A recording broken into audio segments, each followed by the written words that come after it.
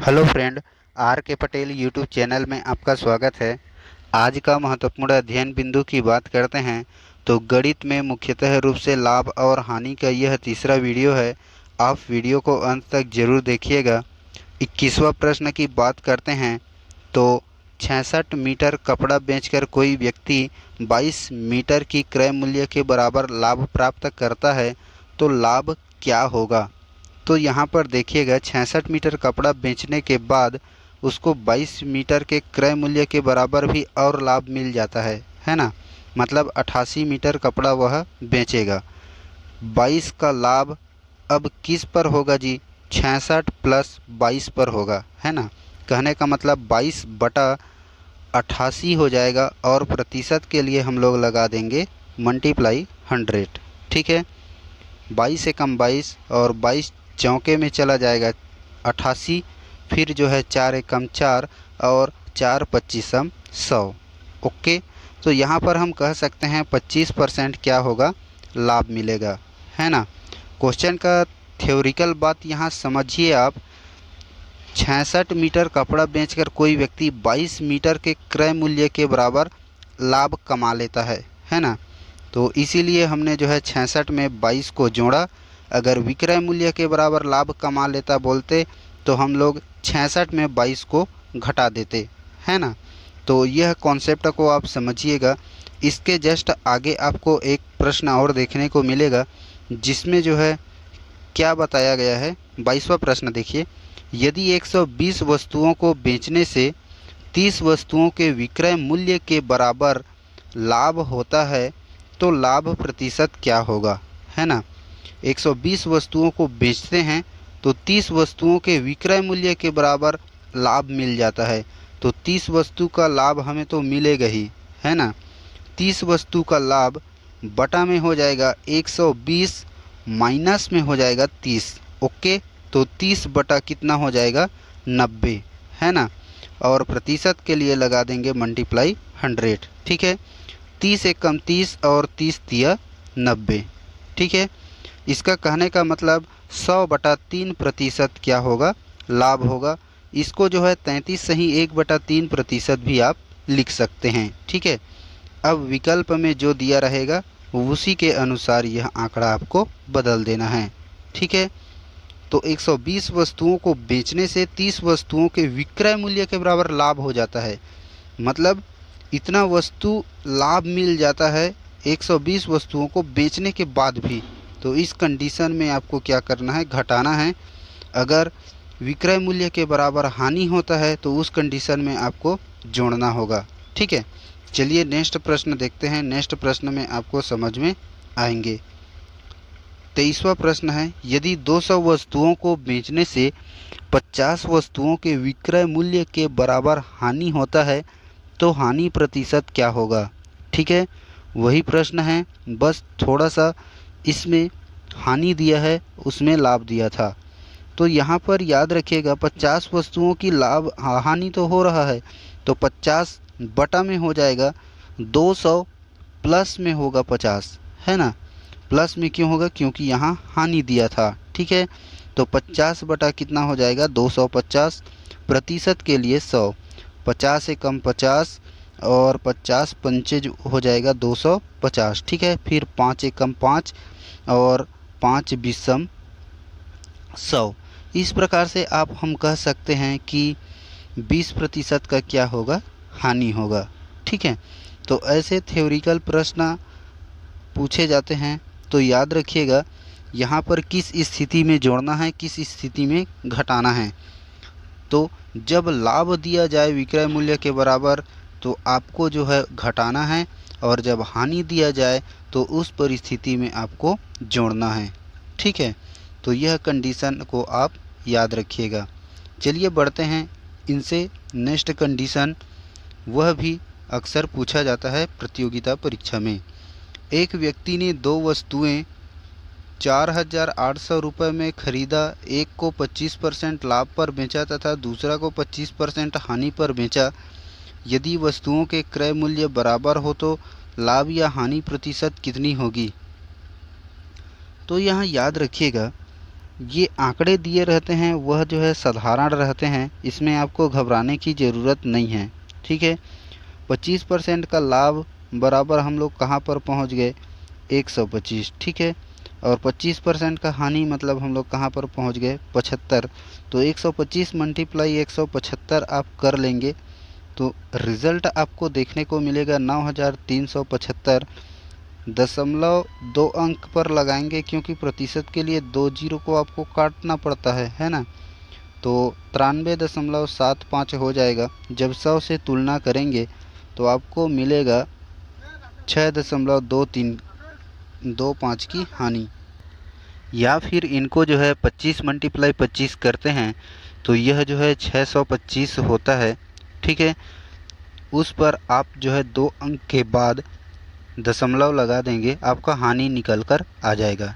ठीक है, तो यह प्रश्न जो है वेरी इंपॉर्टेंट है, ऐसे प्रश्न जो है पूछे जाते हैं, तो याद रखिएगा। नेक्स्ट प्रश्न बढ़ते हैं, प्रश्न क्रमांक 25वां प्रश्न देखिए। एक व्यक्ति ने 2 वस्तुएं जिनका प्रत्येक का मूल्य 4,800 रुपये है खरीदने को उसने 25% लाभ पर बेचा। उसमें से एक को जो है 25% लाभ पर बेचा और दूसरे को कितने प्रतिशत हानि पर बेचें कि कोई लाभ या हानि ना हो। ठीक है, तो ऐसे प्रश्न जो है आंकड़े जो है आपको सिर्फ गुमराह करने के लिए दिया जाता है। याद रखिएगा, 25% का लाभ तो कहाँ पर पहुँच गए, 125, 25/125 और परसेंट के लिए 100। ठीक है, मल्टीप्लाई 100। ठीक है, 25 एकम 25 और 25 पंचे 125, फिर जो है 5 एकम 5 और 5 बीसम 100। ठीक है, तो इसका सही उत्तर हो जाएगा 20% हानि। तो उस वस्तु को आप 20% हानि पर बेचोगे ना, तो ना लाभ होगा और ना ही हानि होगा। ठीक है, तो ऐसे प्रश्न आपको देखने को मिलेंगे, लेकिन आंकड़ा आपको देखने को मिलेगा तो उससे आपको घबराना नहीं है ना।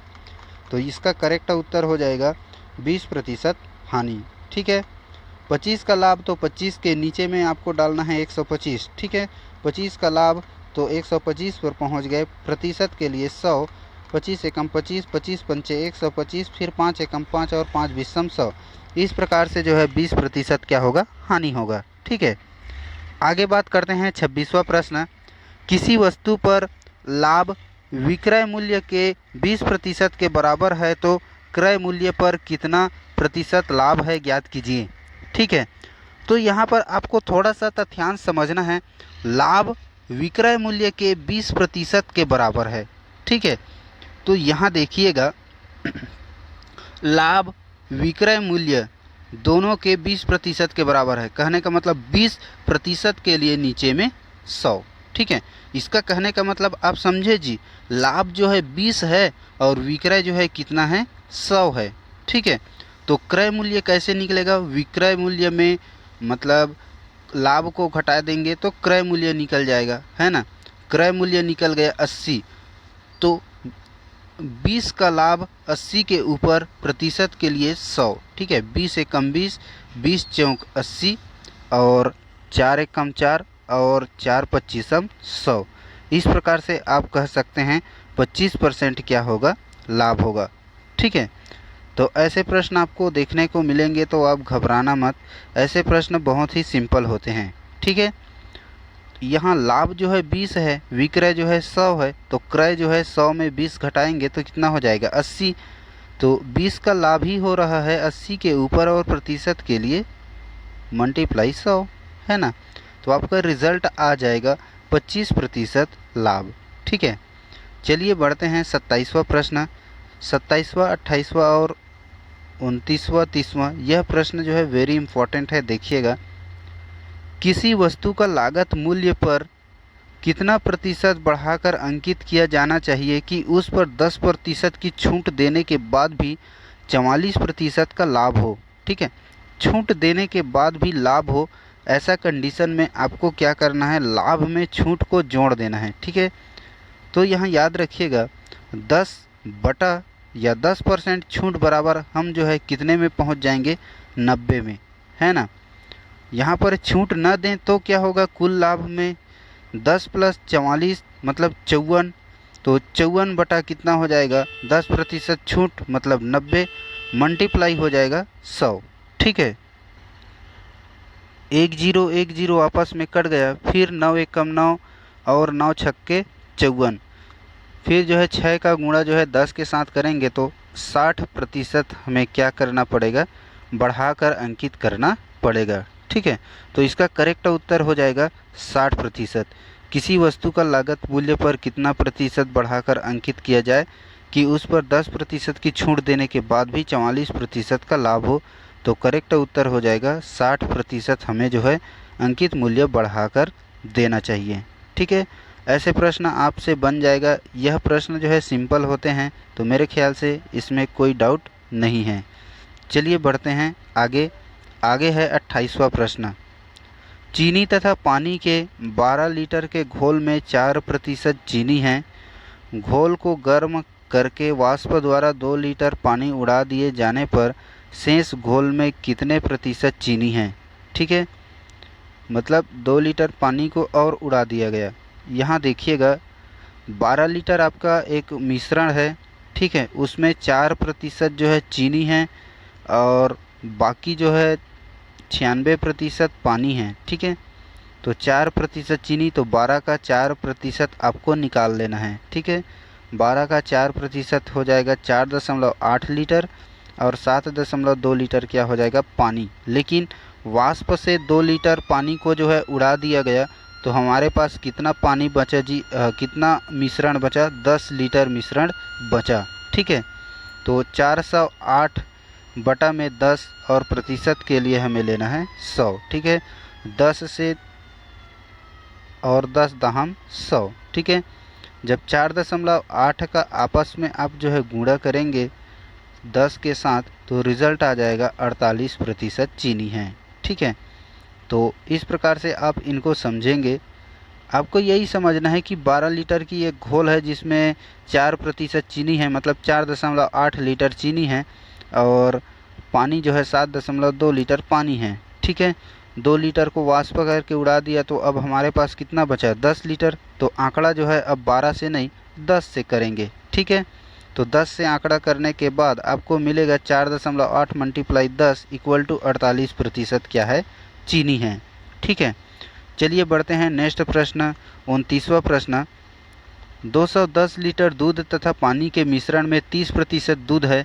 कितना पानी और मिलाया जाए कि मिश्रण में दूध की मात्रा 10% हो जाए। ठीक है, ऐसे प्रश्न बहुत ही सुंदर तरीके से आप बना सकते हैं।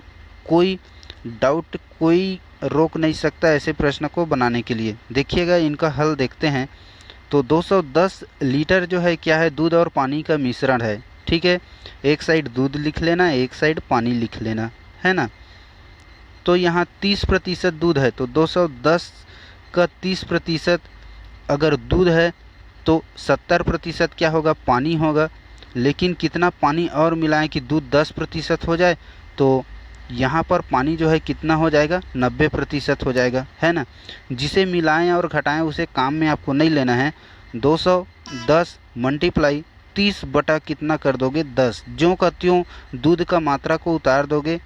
10 से कम 10 और 10 तिया 30, फिर जो है 210 में आप जो है 30 का गुणा करोगे, 3 का गुणा करोगे, तो रिजल्ट आ जाएगा 630। 630 में 210 को घटा दोगे तो आपका फाइनली आंसर हो जाएगा 420 लीटर आपको पानी और मिलाना पड़ेगा। ठीक है, तो ऐसे प्रश्न आपको आसानी से बनाना है और बन भी जाएगा। देखो 210 लीटर की मिश्रण है, उसमें दूध और पानी है। दूध जो है 30 है तो पानी कितना होगा 70। अब दूध जो है 10 हो गया तो पानी कितना हो जाएगा 90, है ना। जिसे मिलाते हैं उसे आप काम में नहीं लेंगे और दूध का मात्रा को ज्यों का त्यों 210 मल्टीप्लाई 30 बटा 10 लिख कर आपको फाइनली उत्तर मिलेगा 630। 630 में आप 210 को घटाओगे, आपका रिजल्ट आ जाएगा 420। ठीक है, आगे बात करते हैं। किसी वस्तु को 56 रुपये में बेचने से होने वाला प्रतिशत लाभ का संख्या और क्रय मूल्य का संख्या दोनों जो है बराबर है, तो वस्तु का क्रय मूल्य होगा। तो ऐसे प्रश्न आपको देखने को मिले तो इसमें आप घबराना नहीं, इसको आप विकल्प के सहारे भी बना सकते हैं। ठीक ठीक है। विकल्प में मान लीजिए दिया है 40%, ठीक है। तो 40 का 40% कितना होता है जी? 40 का 40% मतलब 40 मल्टीप्लाई 40/100 करेंगे तो आपको रिज़ल्ट 10101010 काटने को मिलेगा। तो 4 चौके कितना हो जाएगा? 16। तो आप जो है 40 में अगर 16 को जोड़ेंगे तो आपको रिज़ल्ट मिल जाएगा 56। कहने का मतलब करेक्ट उत्तर हमारा क्या है? 40। दूसरा विकल्प ये होता है इसको बनाने का, 56 को आपको 2 टुकड़ों में ऐसे बांटना है जिसका गुणनफल करें तो 56 आ जाए और जोड़ दें या घटा दें तो 10 आ जाए, ठीक है। तो 56 को 2 टुकड़े में आपको क्या करना है? बांटना है।